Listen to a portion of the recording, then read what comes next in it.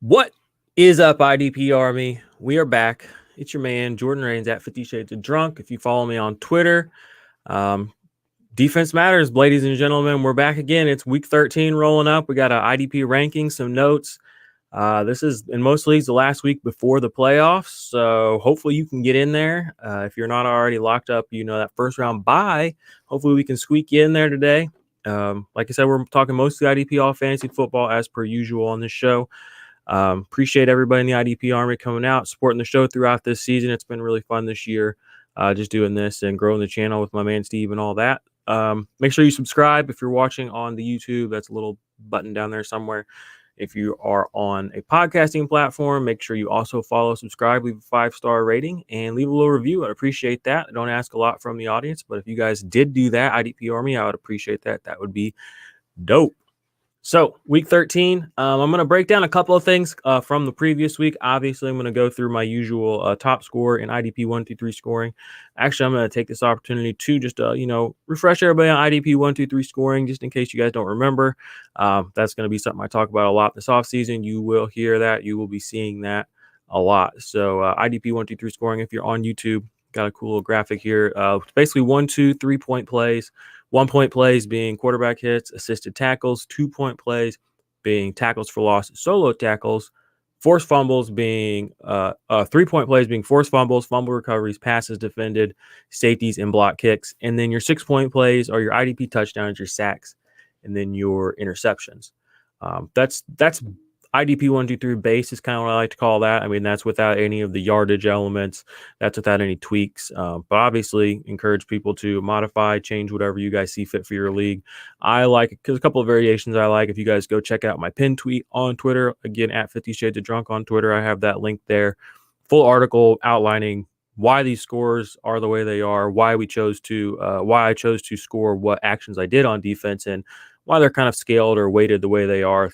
By design, IDP 1, 2, 3 scoring is meant to keep defensive players scaled point-wise to offensive players under a PPR format. So that's something a lot of IDP scoring systems and, formats don't really adhere to, because a lot of them have been around for a while and they haven't really been evolving with, the fantasy game. But that's IDP 1, 2, 3 scoring. So I'm going to tell you last week 12's IDP 1, 2, 3 leaderboard was Joey Bosa. He came in with a hot 58 points. He came in with a big enough game to where, people that don't talk about IDP, people that don't watch IDP, people that don't play defensive football, we're interested. So love a big game like that. It gets people's eyes on defensive players. Joey Bosa, like I said, IDP 1, 2, 3, ended up with a monster game, 58 points, the biggest IDP 1, 2, 3 scoring game I've ever seen to date. So big Bosa doing big things out there. AJ Klein came in for the linebackers as the top performer on the week. He came in with a smooth 44 points. Damn good week for him. I had some people on the live stream on Sunday asking about him, and I really, I feel like it's Alex Singleton all over again for me. I told people, Alex Singleton, maybe he's, low level 2, 3, 2 weeks ago, and he was the number 1 linebacker. I said the same thing about AJ Klein this past week. I was like, you can play him as a 2 or a 3, but I wouldn't expect a lot. And then he goes out and is, linebacker 1. So, ho-hum, another big week. I saw that Matt Milano was apparently elevated from the IR though. So I don't know. I don't know if you can play Klein this week or not, or if you play Milano. I don't know. It's a little bit scary situation. And then the number 1 defensive back on the week, and a guy making a real run at that defensive rookie of the year, Jeremy Chin. Early on, Patrick Queen seemed to have things, pretty much smooth locked up after Chase Young hasn't really had much sack upside the past, basically since week 1. I think he has like 1 other sack on the season or 1.5.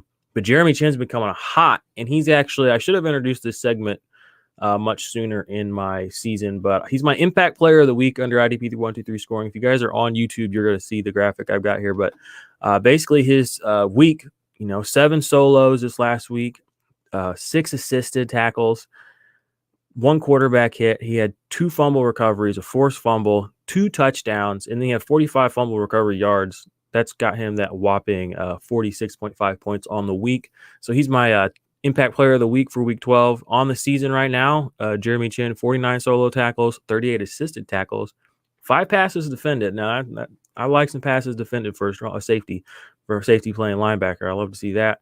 1 tackle for loss. So I'd like to see that come up a little bit, but I'm all right with it. 3 quarterback hits, a forced fumble, 2 fumble recoveries, and then an interception and 2 touchdowns. So obviously this last week did a lot to help boost his score, but he's been a solid every week starter essentially since the first week in the league.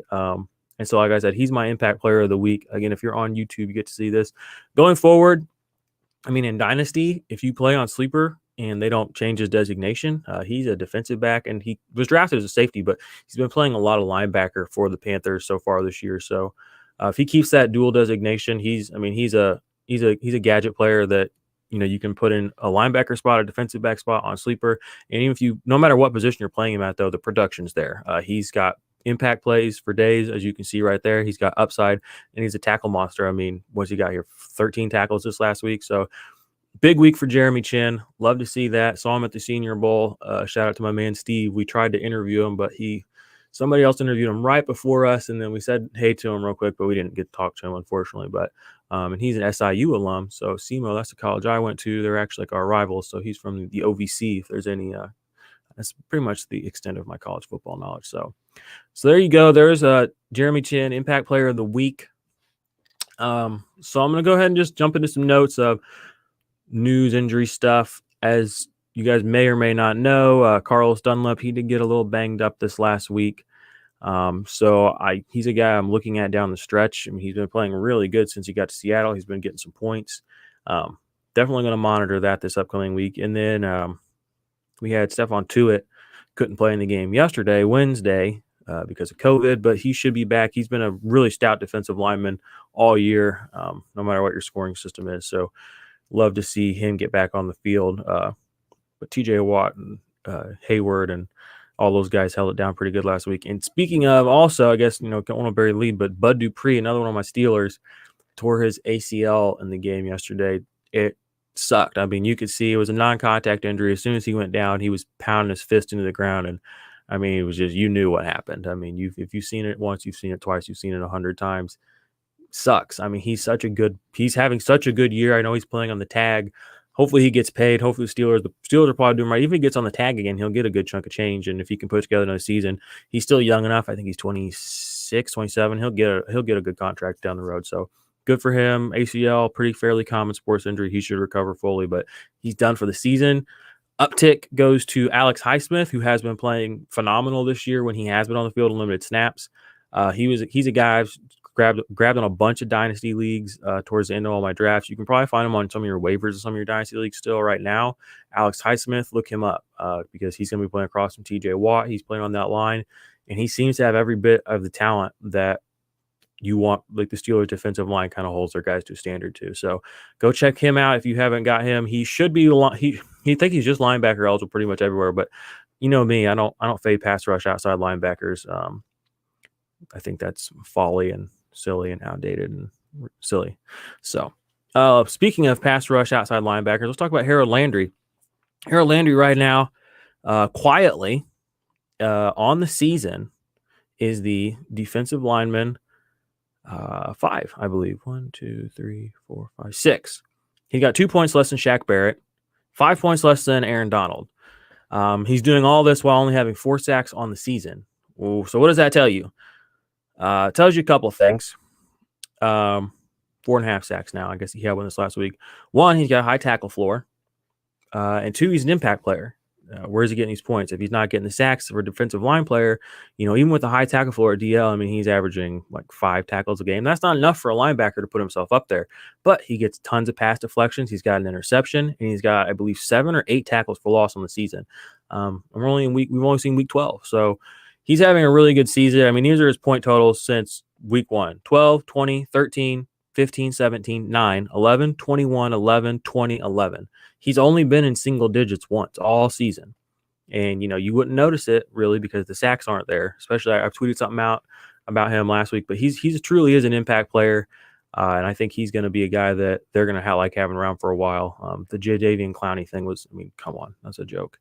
And he is DL eligible on Sleeper. So that's always good. Want to bring him up as a guy that, again, I think I said something a week or two ago about him. If you don't have him on your team, try and go get him in Dynasty especially. I mean, Harold Landry, if he's putting himself in the top 5 defensive line players right now with under 5 sacks and we're in week 12, imagine what happens when the sacks start falling his way, because he's playing the pass rush snaps, and he's getting the pressures. He just hasn't really had the sacks yet. So once those sacks do fall his way, with all the other things that he's got in his game that have elevated him to that point, he's going to be a monster. Might not come to fruition this season. Like I said, he's on a little streak though. I think he's had a sack last 2 weeks, 3 weeks, but down the road and maybe even down the stretch here, he's a guy you need to have on your radar. He gets Cleveland this week. That's a tough matchup. They get Jacksonville, Detroit, 2 pretty good matchups. Then he gets in finals week. He gets Green Bay. Not great, but anyway, like I said, long-term dynasty asset. He's a guy you definitely want. Did want to bring up Joey Bosa again, just again, nod the hat. He's had kind of a rough season, with the elbow thing, with the concussion thing. So it was good to see him go out and assert his absolute and total effing dominance on Sunday. And like I said, it caught a lot of people's attention, got a lot of people's eyes on the IDP game for a couple hours. So pretty happy about that. Linebacker notes before we get into the rankings. I just wanted to say, once again, Troy Reeder has a great game. I believe he finishes the number 2 linebacker on the week. Last time he filled in for Micah Kiser, he finished as the number 1 linebacker on the week. So, no, he wasn't quite that high. He was a top 10 linebacker, though, this week. He had 29 points. So, he was a big dog this week. Top 10 linebacker, had another great week. Whenever Mike Kiser was out. Mike Kiser is on IR. I don't really think he's a knee thing or shoulder thing. But you want that linebacking position for the Rams for sure. We've seen Littleton be absolute gold the last 2 years. We've seen Kiser start the season out absolutely on fire. And then now Troy Reeder, when he's, Kenny Young, don't know what that's all about, but you want to play Troy Reeder if you're going to play anybody as far as linebackers on the Rams. I guess you could also play Leonard Floyd, but you're playing with fire if you're playing Leonard Floyd. I don't recommend it unless you're in a super deep league.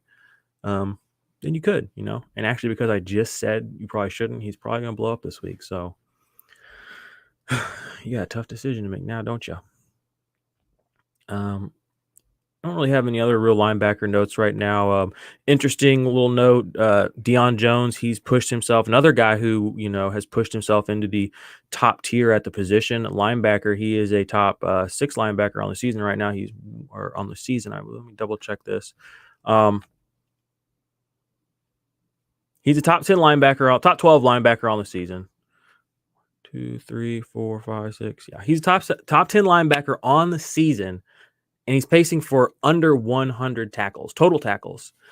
That's pretty rare to get a linebacker that can put up less than 100 tackles, and he's going to put himself in that top 10 conversation. You probably say, how's he doing that? He's doing it because he's got impact plays. 3.5 sacks on the season. He's already pacing. He's already surpassed he's already reached the number of tackles for loss in 2020 this year as he had in all 2019. We got 6 weeks left. So he's crushing in the behind the line of scrimmage plays. He has 3.5 sacks. That's the most in his career. I'm about 90% sure he's crushing that stat, and it's only in the week 12. The pass deflections are up. I think he has 5 or 6 of those on the season. So just because he's not getting the sacks or the tackles, which again is, you can score without getting tackles. If your IDP league is set up properly, players like that who are doing things behind the line of scrimmage, who are moving the offense in, giving them negative yardage. The idea that you would reward a tackle, the most pedestrian play that allows the offense to move forward in a league, would be heavy in that department for scoring, doesn't make any sense, because a defensive play that's a high-level defensive play moves the offense backwards. It's a tackle for loss, it's a pass deflection, net 0 gain yards, or a sack backwards. Those should be, obviously should drive and be the most premium valuable things. But for a league to most of your points be acquired through letting the offense move forward, again, just another reason that IDP scoring needs to be a little addressed at a macro and a meta level. But anyway, like I was saying, he's pacing for under 100 tackles. He's right now, I think, like linebacker 8 on the season, under 100 tackles. That's crazy. Why? The impact plays. He's having a season right now where he's making moves. He still hasn't had a double-digit tackle game on the season, but Deion Jones is pushing his way back into that upper tier linebacker conversation because of the impact plays. So I wanted to highlight him. I don't want to say I'm a known Deion Jones hater, but I'm definitely a skeptic of what he has on the table. I know a lot of people that were big on Deion Jones coming into the season were like, oh, look, he had 150 tackles 3 years ago. He's pacing for a good season right now. It has nothing to do with his tackles. So moving on. Only real defensive back notes I have before we get into the rankings today are Marlon Humphrey right now. If you saw on yesterday's game, Wednesday, 2 forced fumbles. He now leads the NFL. He has 6 forced fumbles on the season. The guys in second place are Myles Garrett and Aaron Donald. They each have 4. So Marlon Humphrey, another guy, impact player, making big points, so love to see that. He's the Baltimore defense is a turnover machine. Between Humphreys, between Peters, between Patrick Queen earlier in the season. So good to see him. 2 forced fumbles, playmaker. Love to see that. He finished last season pretty high. He's going to finish this season pretty high again as well. So before we jump into the top 12 guys at each of the main positions, just want to remind you all my written work is on Dynasty Nerds. I will have In My Defense, the YouTube show on Dynasty Nerds, will get posted hopefully tomorrow. The accompanying article with that, the quarterly report, will go up tomorrow or tonight. So that's going down. All right. Enough of that. Let's do the rankings quickly here, and I'll get you all out pretty fast today, whenever you're listening to this. Hopefully you get to enjoy your weekend. So defensive line, as per usual. Number 1 on the week is the man himself, Joey Bosa. Number 2, DeMarcus Lawrence. 3, Stephon Tuitt, assuming, again, he's coming back off the COVID list. 4, Aaron Donald. 5, Cameron Jordan. 6, Chase Young. 7, Montez Sweat. 8, Emmanuel Ogbah. 9, Carlos Dunlap. 10, Cameron Hayward. 11, Aldon Smith. And 12, Trey Hendrickson. Again, I'm just quickly going to go through these. You guys can check out idparmy.com. You can see my full rankings for the week. Joey Bosa versus New England. Again, he's coming off that big week. He's obviously playing with the chip on his shoulder, coming off of the last couple of down weeks of production for the team and him as on a whole. He gets, like I said, the New England, there should be plenty of tackle opportunities there, which is something that has always been good about Joey Bosa. He has a pretty high tackle floor for an elite defensive end. They like to run a lot there. Cam hasn't been sacked like a ton, but he's been sacked enough to where Joey Bosa, the sack upside, the premium is definitely available to you. Baltimore, I don't know if RG3 is going to play. I think Lamar should be back out this week, but DeMarcus Lawrence, he should feast. He's a guy that I was not high on coming into the season. Started out the season slow, but he has come on super strong. And now he's an every week start. He's having a season much closer to the one he had in 2018 than the one he had in 2019 this year in 2020. So got a good matchup. Plug him in, top tier option this week. Stephon Tuitt, obviously, like I said, he gets Washington this week. That's a good matchup for defensive line, and that whole line is just top tier. If you're on sleeper, obviously TJ Watt is up here as well.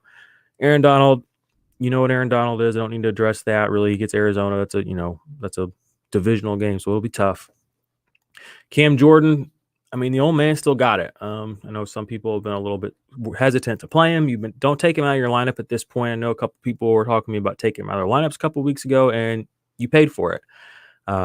If you play a guy for so long and you take all of his bad weeks, and then you bench him, what do you think is going to happen? If all the bad weeks are already out of his system, that good week is coming. So at some point, you just have to believe in your guys, trust in your process, and we know what Cameron Jordan is. He plays Atlanta this week. Last time he played Atlanta, I actually retweeted. It was his huge game last year where he put up 50 points. I think he had 3 sacks, a bunch of tackles for loss. He had a monster game last year against Atlanta. So book him top 5 this week. Chase Young and Montez Sweat coming in. They get Pittsburgh. Not the perfect matchup, but these guys have just been so good all season, especially Sweat.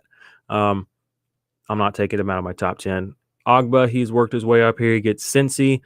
Who's the quarterback for Cincy? Brandon Allen. So I think that this is going to be a situation where they're just going to try to get everyone out of there alive, and it's probably going to be a little harder than they want because, honestly, Miami's defense is playing good as a unit and as an individual players. They're all playing pretty well. Carlos Dunlap, he gets the New York Giants. Great matchup. Carlos Dunlap has been playing great. He's still the same player he was last year, the year before, and the year before. Things did not look good early in the season in Cincy, but since going to the Seahawks, you can see it. He's the same guy. Then Cam Hayward, mentioned the Steelers matchup earlier against Washington. Good. Baltimore, we got Aldon Smith. He gets Baltimore. Similar situation to Marcus Lawrence. The upside is there. The upside's there. He hasn't really blown out the way he was early in the season when he had 2 top number 1 overall performances in the first 5 weeks.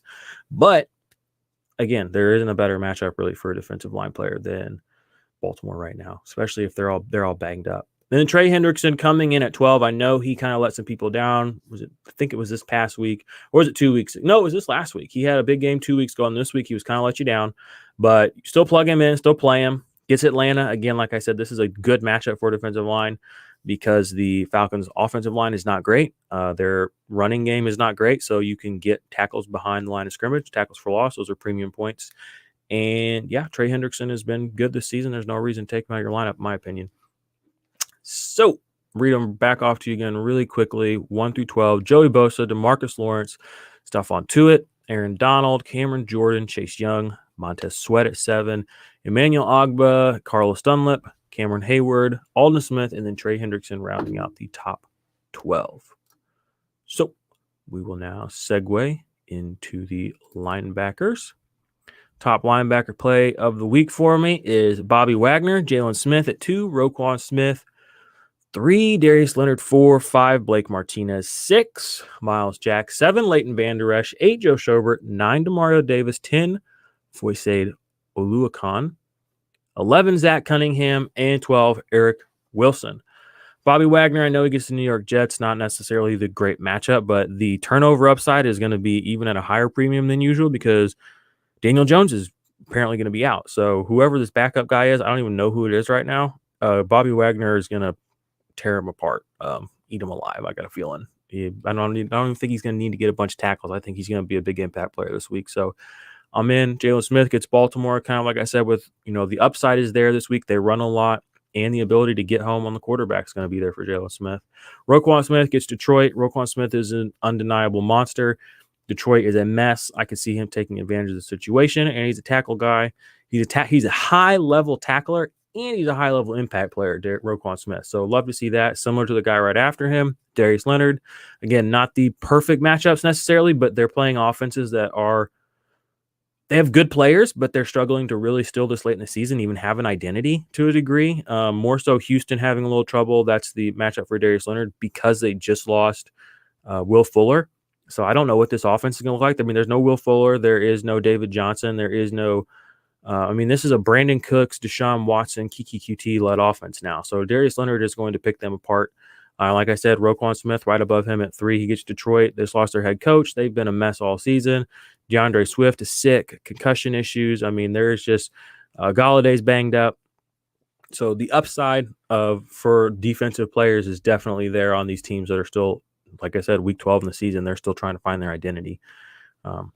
5, Blake Martinez. Just love Blake Martinez. He gets Seahawks. You love to see that. Miles Jack gets Minnesota, a very run-heavy team. So Miles Jack's playing that weak side, so he can rack up some tackles, and he's pretty good at getting behind the line of scrimmage himself.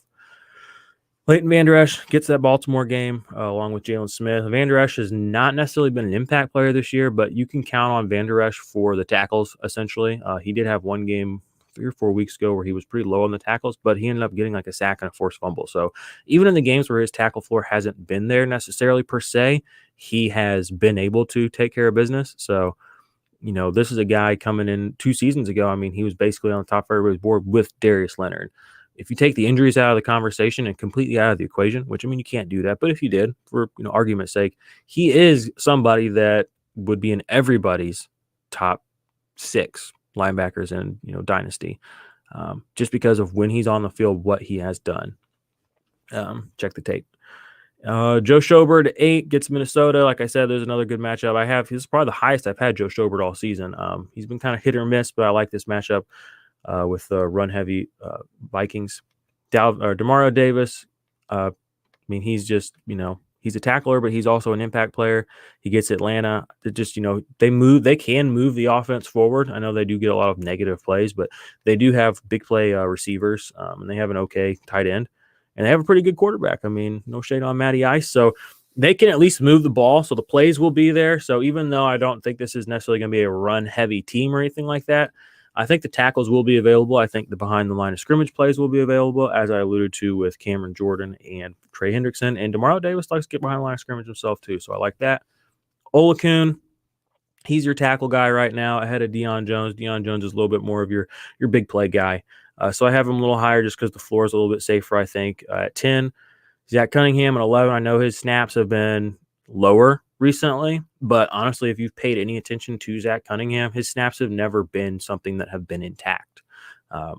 Sure, for 2 or 3 weeks, he will play 100% of snaps. But going back to last year, there's plenty of times where he's off the field, 10, 15, 20% of snaps. So maybe they've dipped just a little bit more than that the past couple of weeks. But I'm not taking Zach Cunningham out of my lineups personally, and I'm still playing him as a 1. Low end 1, 11 this week, but still a 1. He's done enough to prove himself worthy.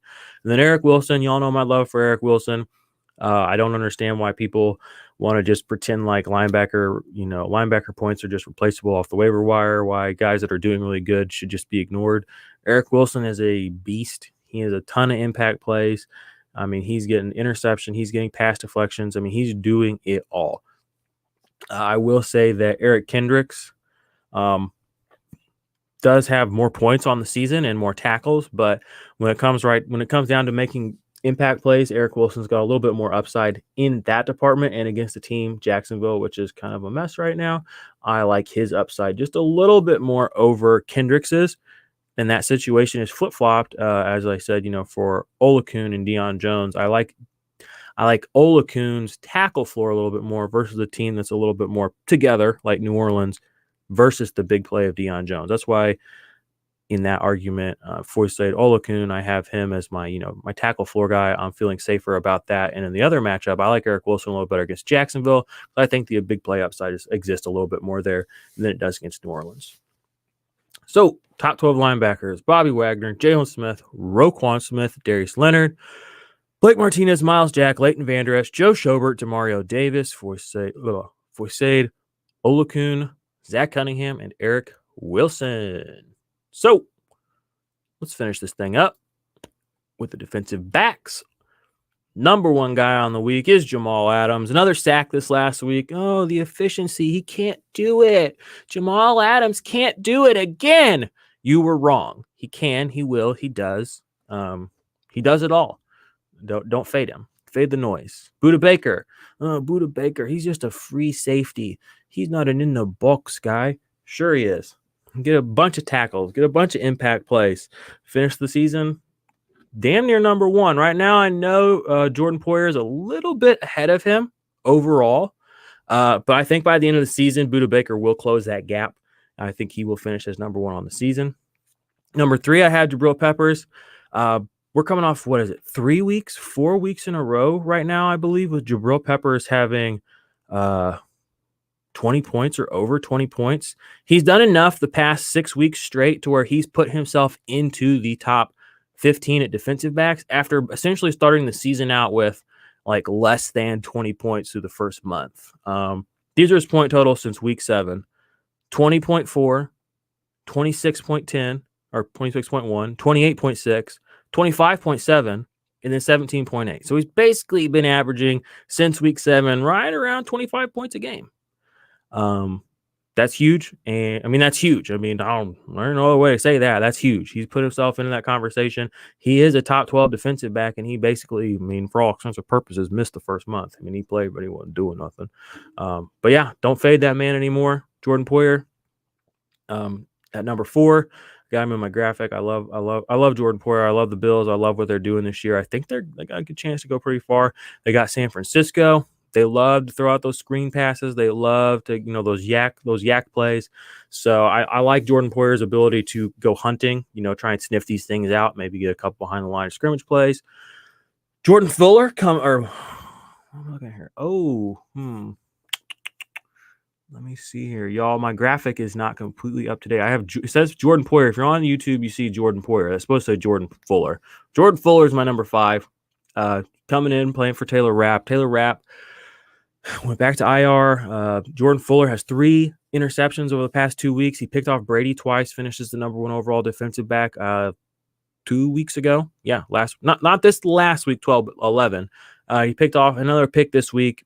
I mean, he's a great safety. I mean, let's just call it what it is. Gets Arizona, run a lot of snaps. Love to see that. Jesse Bates, you guys know how I feel about Jesse Bates. Justin Simmons, you know how I feel about him. Cameron Curl, you guys know how I feel about him. After last week, he's been producing. So, when you get a guy that he is producing, you don't fade him. He gets Pittsburgh. I like that matchup. Not even gonna lie to you. Big Ben, the Steelers didn't look super sharp yesterday, and this Washington team as a unit is pretty good. And Cameron Curl has shown himself to be a tackling efficient kind of guy, but also, kind of a playmaker. He's got 2-3 sacks on the season so far. And for a guy that's only been playing full time for a couple of weeks, that's big, especially for the defensive back position. Harrison Smith coming in at 9, Malcolm Jenkins at 10. The old dudes, but don't fade them. Shit, talk about old dudes. 11, I got Daniel Sorensen, another older guy. Can't fade any of these guys. I got Jacksonville, Atlanta, and Denver, respectively.